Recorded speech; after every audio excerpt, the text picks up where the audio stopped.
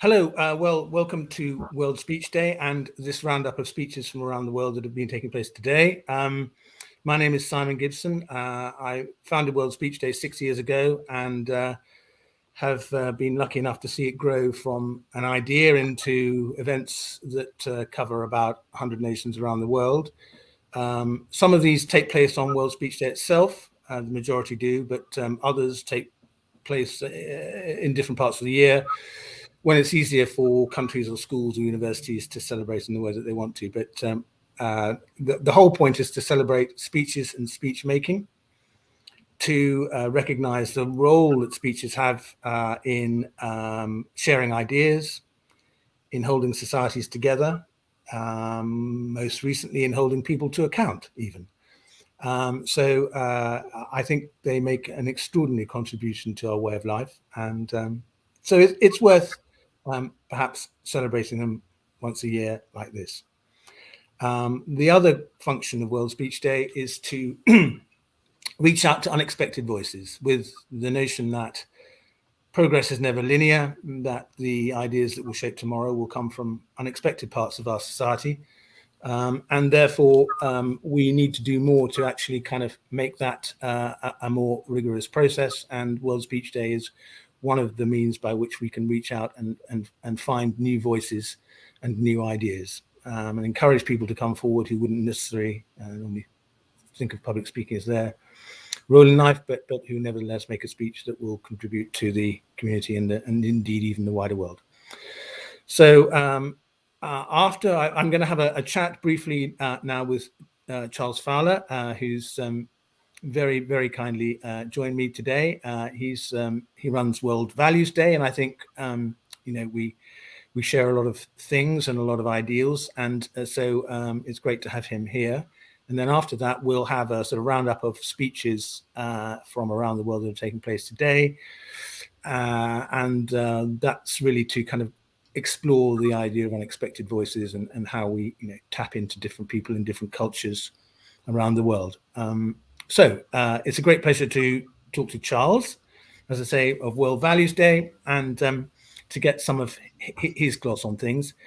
We're going to do this as a bit of a chat, really, and I just sort of kick off really with just asking Charles if he'd explain a little bit about World Values Day, what goes on World Values Day, who takes part, how we can take part, and so on. Charles, thanks so much for coming. Well, Simon, thank you very much for asking me to be here. It's great. Until we started talking only a short time ago, I didn't know much about World Speech Day, and I think you didn't know much about World Values Day. So it's rather good to have established this contact and have got to know each other a little bit. And actually, this conversation, I think we're both getting to know what each of us are doing. So hello to World Speech Day. It's fantastic to be here, as I said. And I was really, really happy to come on and talk to Simon, because it seems to me that what I and my colleagues who help run World Values Day are trying to do is something quite similar. Obviously not the same, but has a big overlap with what goes on with World Speech Day. Obviously, we're a worldwide organization. We try and do something that involves as many countries around the world as we can. In fact, it's about 100 or so countries, I think, as far as we can count, that do get involved. And it's a day, another point of similarity.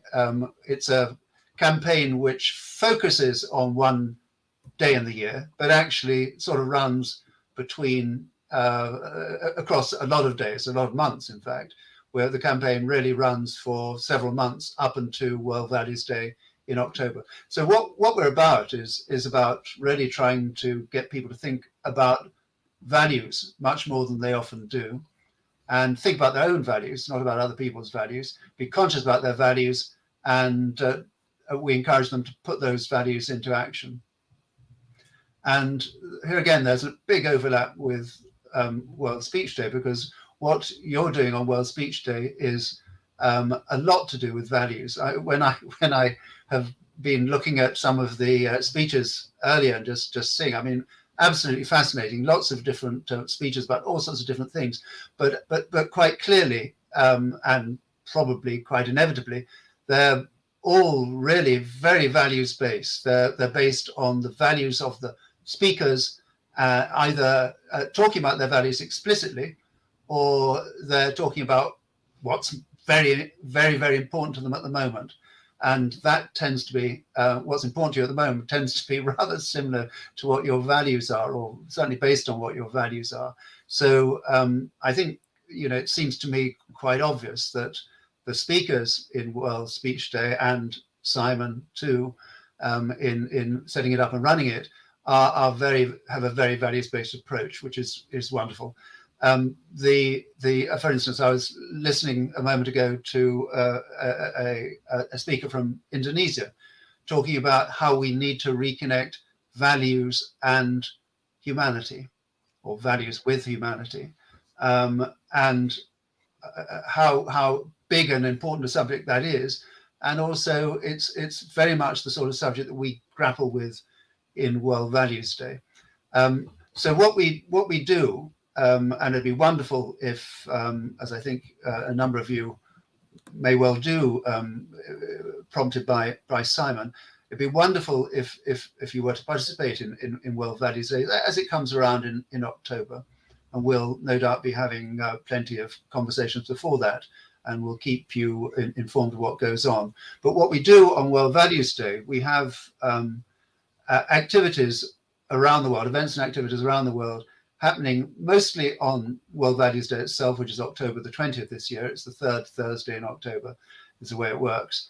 And those events and activities are mostly, at least for the last 2 years, been pretty much online, a bit like World Speech Day. We shifted online, 2 years ago for the same obvious reasons. And so people do their own thing, really. We provide a lot of ideas, initiatives, activities, resources that they can use. We also provide a bit of a shop window. We have a bit like this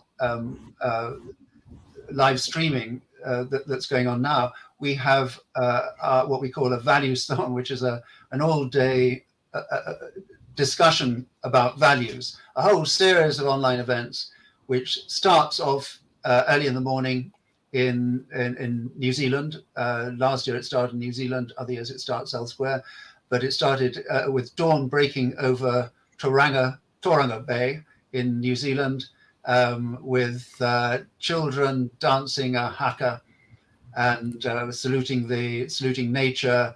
And it's a very values-based haka. There's lots of different hakas. I found out more about hakas than I knew before, and the discussions about values. And then it moves on through the various time zones, through Australia, India, the Indian subcontinent, Africa, Europe, across to the East Coast and the West Coast of the Americas. That's North and South America, from Canada down to the tip of South America. And people hold workshops, seminars, they talk, they discuss, ideas are raised, and it's about values in all sorts of different aspects. It's about values at work, it's about values in your personal life, it's about values in education and schooling, it's about values in healthcare, about values from the point of view of all sorts of different special areas of activity, like values in cookery, values in food, so there's a real diversity, and it appeals to all sorts of different demographics and age groups and so on. And it really engages thousands of people around the world, and we hope more and more over time. It's all supported by a social media campaign. There's also lots of other activities going on. There's what we call values jams, which are one-on-one or impromptu jams, conversations about values happening all around the world. Last year will happen again this year. There's investigations of values in nature. There's so there's lots of events and activity. There's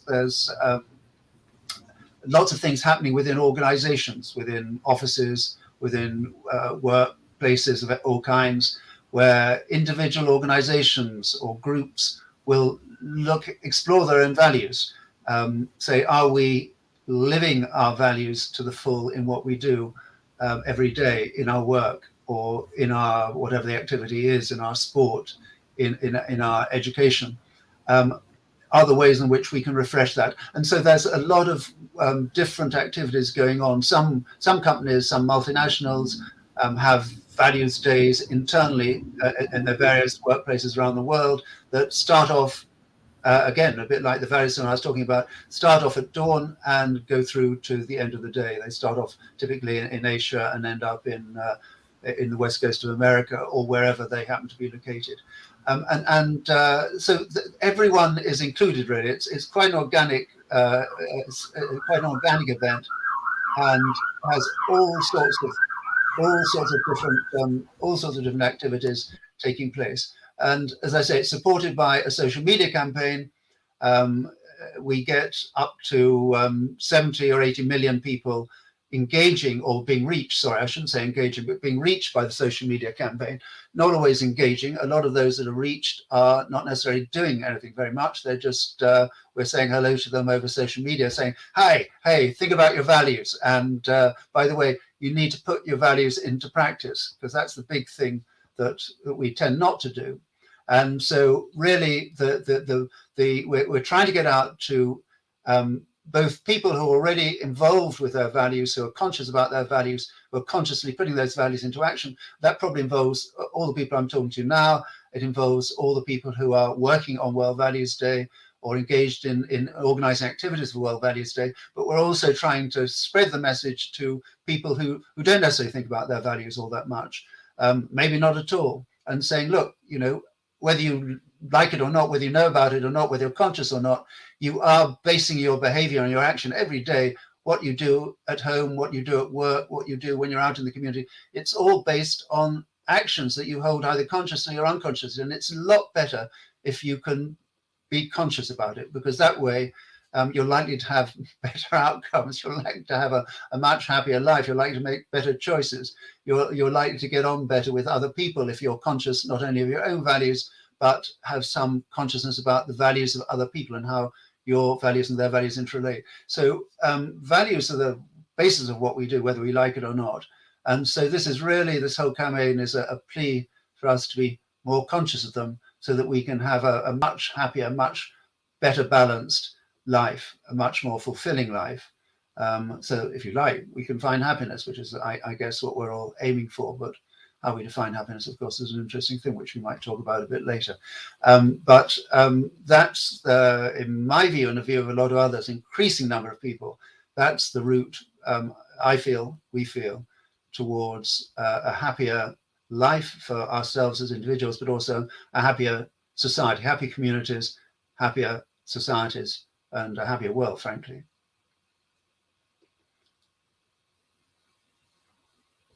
Simon, I can't hear you. May not have. You may be on mute. I am on mute.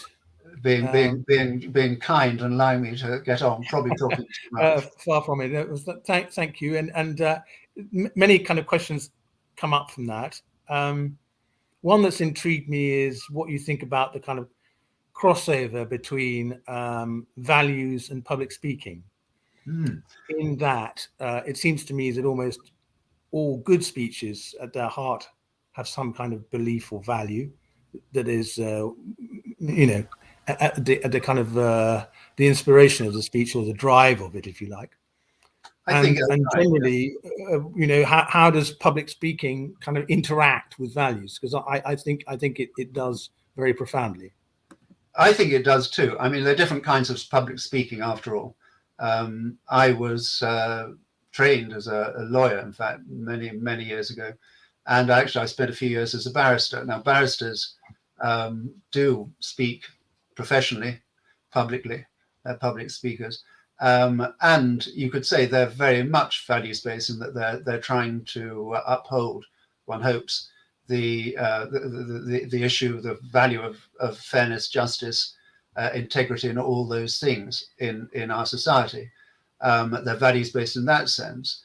But what they don't do, what barristers don't do when they speak, is really express, except indirectly, in the way I've just described, they don't express their own values. They're really putting forward a case for someone else. And so that's, but even that, I suppose you could say is a very values-based activity. People ought to be represented, whoever they are, whether individuals caught up in the criminal justice system or companies, organizations, or whoever it is. They have a right to justice and right to be heard adequately and properly. But for the most part, I mean, people that are involved in public speaking, for instance, today, I do very much believe that what they're saying, what their motivation is, and what the outcomes are all to do with values. Either because they're talking about what they're really passionate about, and that's going to be very much tied up with what their values are. If you've got a passion about something, it may be a passion for identifying, for bird watching or for identifying birds, which is tied up with probably a value about to do with caring for, respecting the natural world around us. It may be, as I say, maybe indirectly to do with your values, but very much based on your values, or maybe explicitly about values, like the speaker I mentioned who was talking about the reconnecting humanity with nature. Again, very, very much a values-based subject. But it's more than that, I think. I think the act of speaking, of getting up there in front of an audience is to do with a lot of values, a lot of the values that are to do with personal development, you know, being able to express yourself confidently, with courage, having increasing your self-esteem by speaking in public, which is certainly something I think, you know, a lot of us go through as we grow up. I certainly, when I started speaking in public as a barrister, or even before that at school, when I took part in debates or whatever, or public speaking exercises or drama, it's very much a question of overcoming nerves, overcoming a lack of self-confidence, feeling you know, can you ever do this? Are you good enough to do this? So I think they're all to do with a lot of good values to do with respect for oneself, respect for others, self-esteem, courage, and so on. And it goes on. And I think, you know, you're building character, you're helping develop character in others if you've got something worthwhile to say. And I think all of it's very much tied up with values. And so I think there's a great fit and affinity between the activities today and the activities that we do or will do in 6 months' time in World Values Day. Sure, Charles. One thought that came out of what you were saying just then is that maybe it's not enough just to have values, but to bring them to life, you need to talk about them. You need to make them public. And I was thinking about, there's a nice quotation from Malala Yousafzai about when the world is silent, one voice becomes powerful.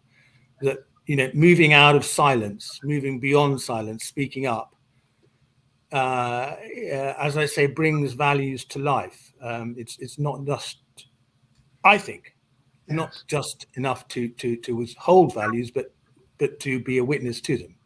I don't know. Is that too proselytizing? No, not at all. I think actually by the act of putting together our thoughts to give a speech, we're actually, you know, in a way, in the same way as when we write our opinions down in the form of an essay or a blog or whatever it is, we actually crystallize our thoughts, don't we? We develop our thoughts. It's more than just crystallizing. We actually develop them. We find out what we really think and what we really, really feel about important subjects to us. And then, as you say, by actually going out there and speaking, by sending out the message to others, that's inspiring if we're a good speaker, or if we've got the right subject and it's authentic, what we're saying is authentic, then it will inspire other people. And the great speakers, and Malala is a fantastic example. She's an excellent speaker, not histrionic or she's just absolutely authentic, and she tells it like she sees it, and it's very inspiring. And she's had great courage to stand up there and say what she believes. Obviously, in the past when she was growing up, but even now, and people who speak, and especially when they're speaking about something that no one else is speaking about, as she said in that quote, it can be enormously inspiring. When we think of, we don't want to be too political, I'm not being political, but just thinking about what's going on in Ukraine at the moment, and the inspiration people have got from hearing people's words, people speaking. And I guess that's what's made the reaction to what's going on there so powerful. It's because we're able, in this modern age, everyone's got access to social media. Videos are coming out all over the place with people speaking, telling what their experience is, saying what's happened to them. This is really powerful, and there's some good speeches being made as well. So I think you're absolutely right, Simon. I think it's just a very, very powerful medium, and it's part of what we're trying to do in World Values. So we're absolutely wanting to inspire people to move into, to act, not just to be conscious of their values, to investigate their values, to find out what they really are, but to act on them. And there's this awful statistic, which was one of the things that really motivated me to get moving on values and to start World Values Day, and get involved in other aspects of values, which was that there's been a lot of research which has shown that all of us, most of us, have really positive values. I mean, all the values that we know and love, like love, like truth, like respect, like compassion, and the majority of the population has these good values and very similar values. But most of us also think that the world at large doesn't share those values, and that's crazy. They obviously do. The majority have it, but we just don't believe that other people have those values as well. And that means that we really hold back from expressing those values. So the more we speak up and talk about our values, the more we say, no, these are my values, and this is why, and this is what inspires me. This is what I'm passionate about. The more we do that, the more people understand that other people do have the similar values to them, even people they don't think. I mean, people in all countries have very similar values. They express them in different ways. There's different priorities, and there's different behaviors leading from those values. But essentially, there's a big commonality of values. People have, for instance, the values we associate with family values are high every country in the world. And those are all very, very positive values that people have. But people just won't believe this. People don't believe that other people have the same values as them. So the result of that is mistrust. We don't trust other people. We don't trust institutions. We don't trust other people to behave properly to us. And that sours society in a very, very big way. It's not that people, of course, people do bad things, but actually that's a minority. Most people are really decent and caring for each other. We just need to be able to trust them all. But to do that, we need to hear them. Hence the importance, I think, of speaking, and events like this, which encourage that speaking.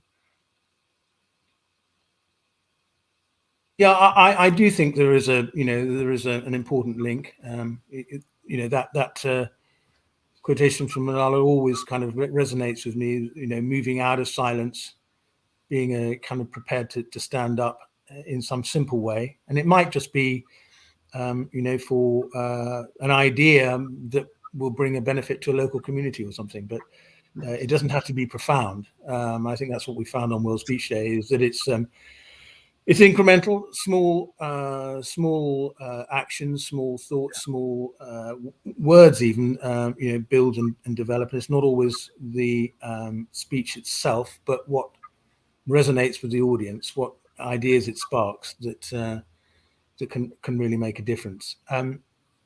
I was just also intrigued by this connection you've made between values and happiness. Can you just give me a little bit more of a gloss on that? Of course, yeah. No, I think it is very interesting because we have a theme every year for World Values Day, as you do for World Speech Day, and our theme, 2 or 3 years ago, was well-being, values and well-being, and we chose that theme really because we felt that people didn't really understand the connection between values and well-being. There's loads and loads of, I Googled well-being. What do you have to do to increase your well-being? And came up with hundreds of articles and blogs and everything from newspapers, from TV, from everywhere. And they came up with lists about all sorts of things you should do. You should read something every day. You should go for a walk in the park. You should listen to people sing. I mean, lots of perfectly good, sensible suggestions, but none of them really talked about values. And this is extraordinary because I think what it is that people misunderstand what well-being is. They equate well-being and happiness are really, in many ways, synonyms. They mean the same. But people confuse a sort of the short-term happiness or short-term well-being with long-term well-being. And I think the example, which I think is maybe quite opposite, is that if you're bringing up a child, or if you're a doctor in a hospital, there's lots of tough things you have to do. There's lots of unpleasant things you have to do, things you don't really want to do. It's not all fun. Some of it's quite difficult and grueling and stressful. But actually, the long-term satisfaction you get from caring for someone, from bringing up a child, from tending to people who are in ill health, is profound. So there's a sort of a longer-term feeling of fulfillment that you need for true happiness. You need to be fulfilled. You need to find a long-term satisfaction in your life. And Aristotle, not surprisingly, because he got a lot of things right, although a few things a bit more arguable, but Aristotle was the one who articulated this, not the only Greek philosopher to do so, but saying that, happiness, eudaimonia, well-being, happiness is living a life doing what is worth doing. And I think doing what is worth doing is what's valuable to do is the key to this rather greater idea of happiness, of well-being, than just a short-term burst of hormones, or the oxytocin, or whatever it is that you get from eating a chocolate, or having some nice food, or having a hug. None of these things are bad. Of course they're good, but that doesn't, just a string of eating chocolates, or maybe better if you string of hugs, but just those things in isolation won't produce a fulfilled, happy, satisfying life. And I think it's that long-term happiness that we're talking about, really. And that's all based on values, doing what you really value, not what is ephemeral, what will fade away, what will turn to dust in 5 minutes, or 5 hours, or 5 days, or 5 years.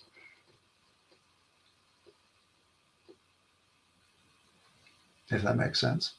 It does, Charles. Yes, it does. Well, thank you. That's been a wonderful kind of tour of your most important day. I'm looking forward to World Speech Day, having lots of interaction with World Values Day in October. I'm not quite sure the date that you have. It's the 20th of October, but 20th of October. So that will be a lovely thing to work to. And thank you so much for kind of giving us so much to think about, and to ponder on a life worth living. It's a challenge, certainly, but thanks so much. And you've been a wonderful witness to World Values Day now. Thanks so much. Thank you so much, Simon. It's very kind of you to have me. Much enjoyed it. I'm going to move on to a few of our speeches and play a bit of the sort of DJ role, if that's okay, just to give a taste for what's been going on in different parts of the world, different cultures, what people have been talking about. So I'm going to move on to a short speech by I will open my speech with two by Lethabo, who's from the anthology Kenya. And here we go Koleka with Putuma. Lethabo. The two poems If I could get it to work. are called Storytelling and Black Joy.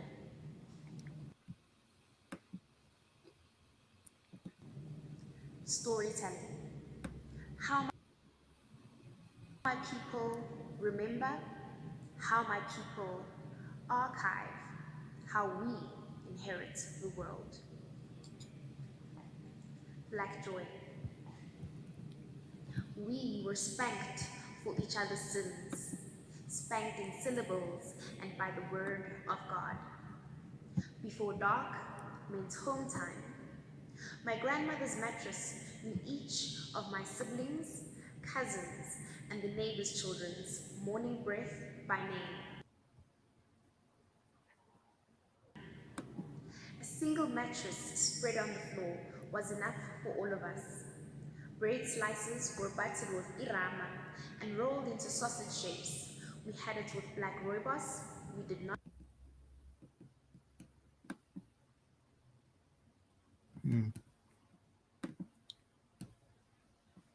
ask for cheese. We were filled. My cousins and I would gather around one large bowl of umngqushu, each with their own spoon. Sugar water completed the meal. We were home and whole. But isn't it funny that when they ask about Black childhood, all they are interested in is our pain, as if the joy parts were accidental. I write love poems too, but you only want to see my mouth torn open in protest, as if my mouth were a wound with pus and gangrene for joy. Greetings again. My name is Letabolaka Gumede, and I am the founder and facilitator of an art educational initiative, archive, and podcast platform called Empowering the Arts. The work we do is geared towards educational reform in the South African system, particularly in the higher education system. So naturally, my response to the World Speech Day's theme, titled A New Harmony, would include literary opening from the poet, South African poet, Koleka Putuma. The poems are an invitation to think about a new harmony in the context of Black joy that resides in childhood and is an invitation and a plea to not forget it as we enter adulthood. The invitation to think and reflect about where we are in the world right now can be considered a privilege, or as if someone has a little bit too much time on their hands. I consider it an opportunity. When I founded Empowering the Arts in 2018, I set out to do one thing, and that is to expand educational toolkits that exist online, in the classroom, and in museum spaces.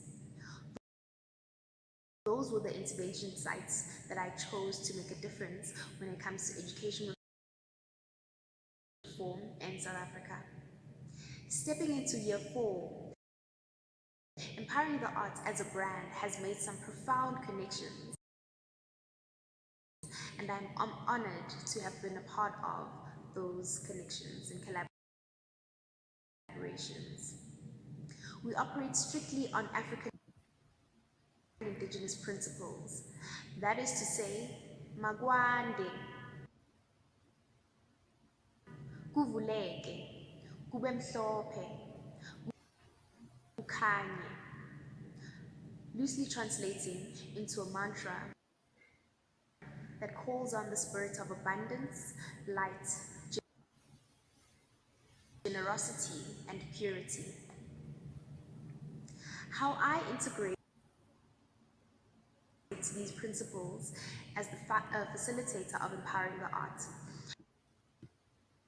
My mission is to expand African educational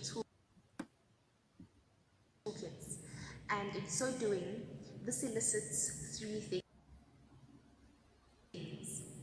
The first is that it enables us to archive our African histories. The second is that it enables us to educate our own communities and those around us about our multiple forms of being and presence in the world. Lastly, it reminds us to revel in the fact that joy is our fundamental birthright. Have you ever just stopped to think how powerful a concept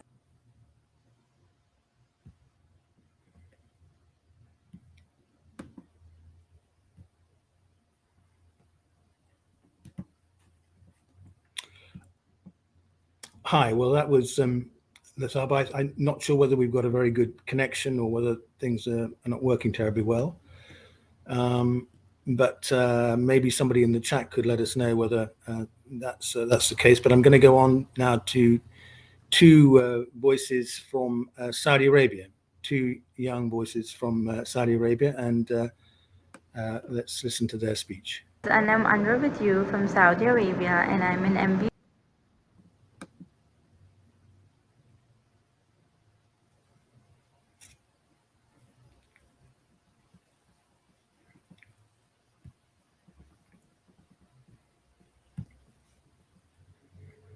Of Dar al Hikmah University.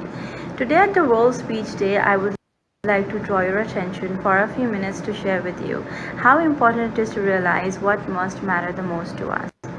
Due to the pandemic situation, we all have experienced unpleasant incidents in our lives, leaving us with lower self-esteem, self-love, confidence, and unstable mental health. We all are seeking for happiness and inner peace, and happiness is when what you say, what you think, and what you do are in harmony.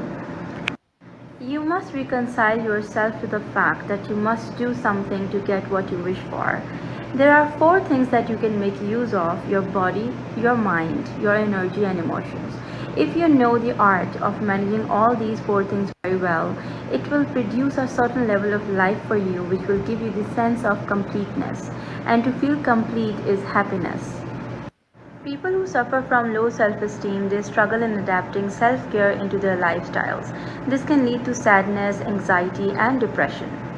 When you avoid things that make you physically and mentally well, you deplete your self-worth. Self-care is imperative in building healthy relationship with yourself and with others. It produces positive feelings, which builds self-confidence, and you don't face lower self-esteem anymore. The main key over here is connectivity. You need to get connected. Get connected with the nature. Get connected with the people you enjoy your time with. You need to just go out and get some fresh air. You need to do yoga. Give yourself some time.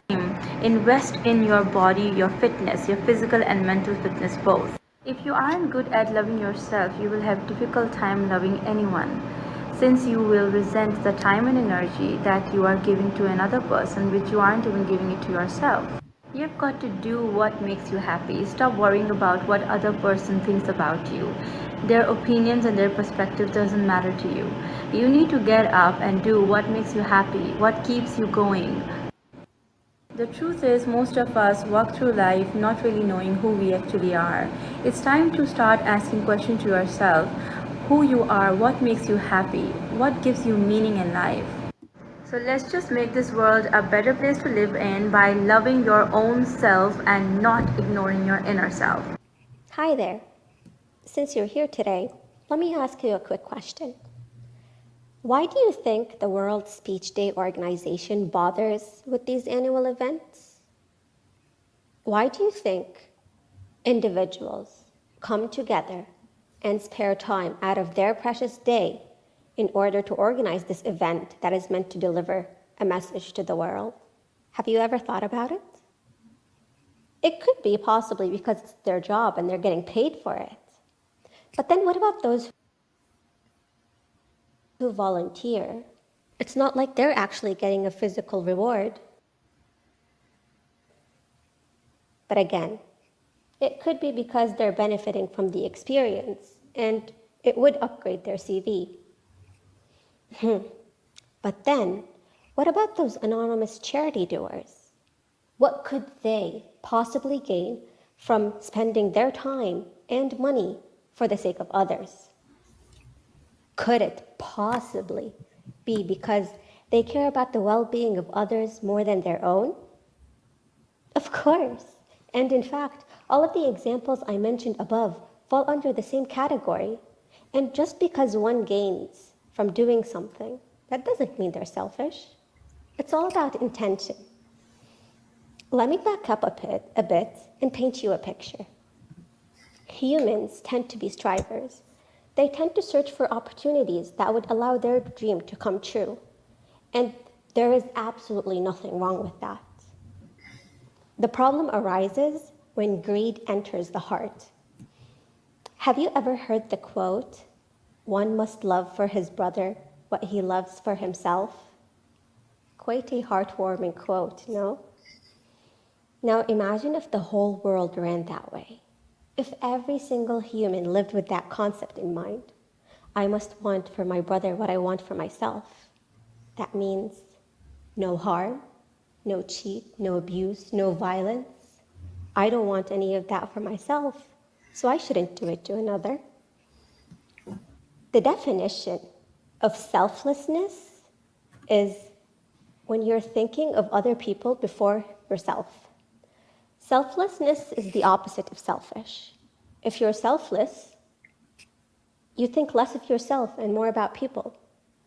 Now, imagine a world that is filled with selfless people.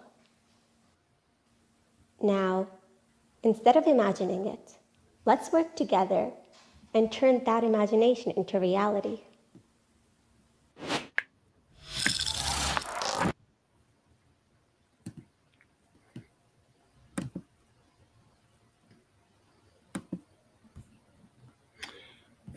Okay, two speeches from Saudi Arabia, and we're now going to go to another set of speeches, and from this time I think it's from Portugal.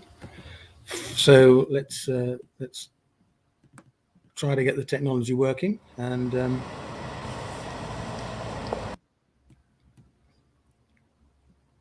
here we go.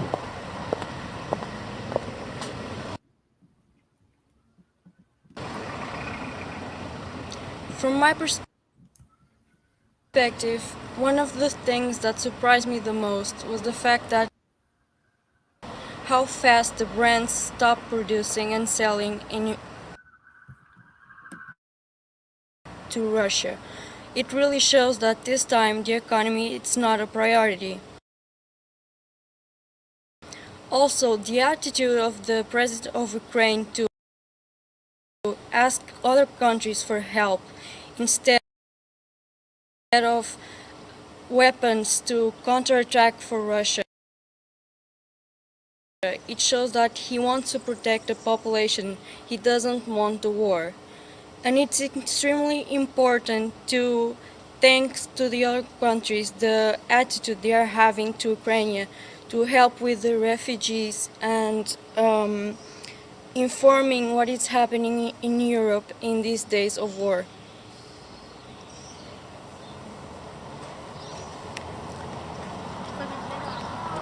In my point of view, I can't really escape the hot subject right now.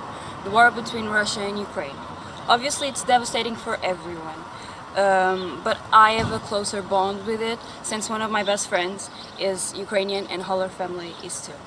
She still has a grandmother there, even though she and her parents are here in Portugal. But she says that it's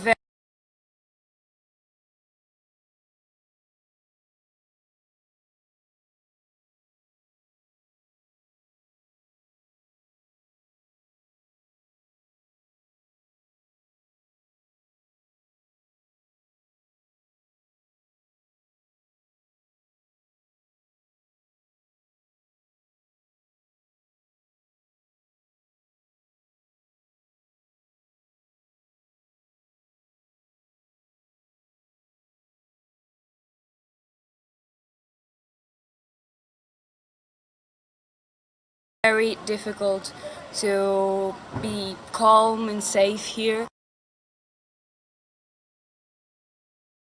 when she knows that one of her closest family members is there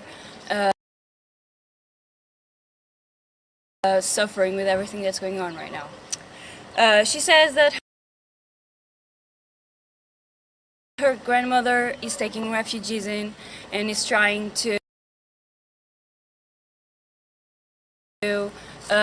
help everyone in every way, in the ways she can. Obviously giving everyone shelter and providing them food and a warm place to sleep.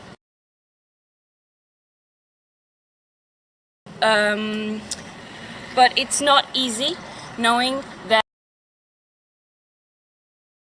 one of the people we love the most is in a war, even though her city is not under attack right now. Obviously, they are very worried about the situation, and every day they tell her that she should come here and that she should leave everything behind and just worry about being safe and about her well-being. But she says that she is helping and that she needs to make a difference, and this is her way to make a difference.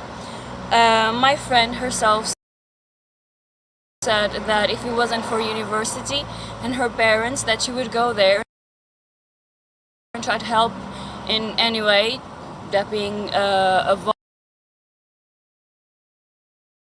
volunteer in shelters or providing people a warm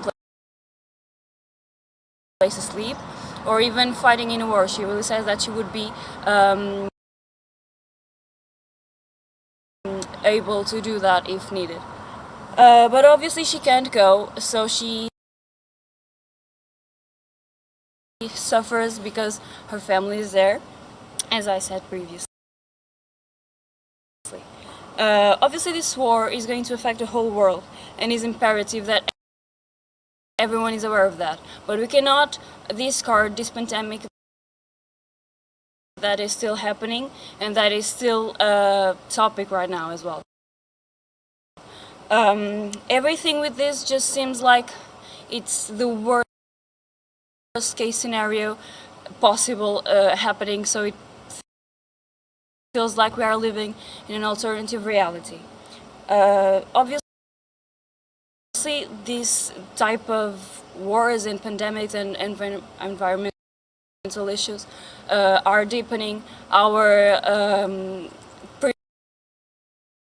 previous problems, like socially or economic problems. And it's important that we know that that is happening as well, and not just leave that for the future, because it's going to be worse for everyone to solve it. Besides all of that, I feel like we need to unite as a community, as a world, and build a community where love and hope and joy is achievable, and where we can all live in peace and harmony together without worrying about all of this.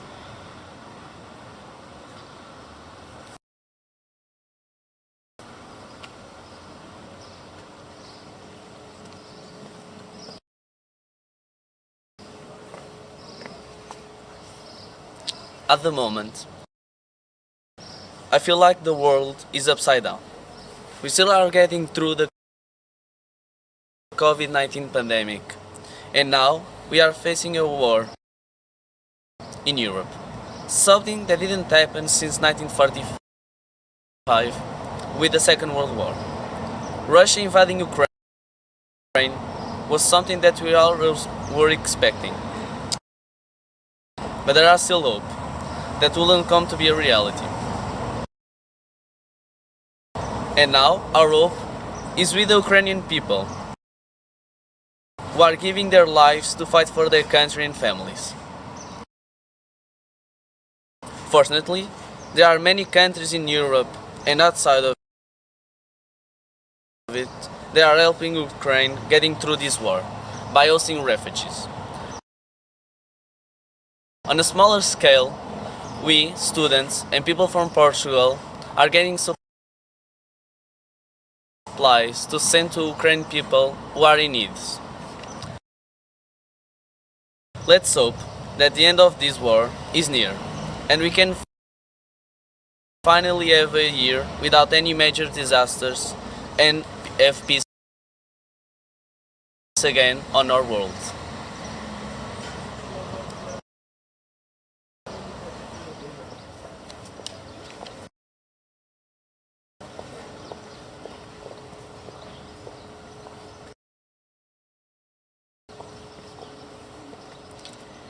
We all need to make ourselves understood.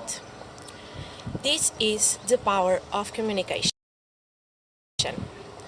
Communicating is part of our day-to-day. From an early age, we learn that we can do it by words or by actions. But is there an easy and correct way to do it? The answer seems obvious. Today, when we are faced with a war capable of destroying the best of humanity, we realize how much easier it will be if we knew how to listen and respect and take care. There are two things that don't come back: words and time. That's why I say that today and tomorrow it's important to take care of each other and help. The words spoken now may not heal the physical wounds, but they send the strength to make the next few days a little better.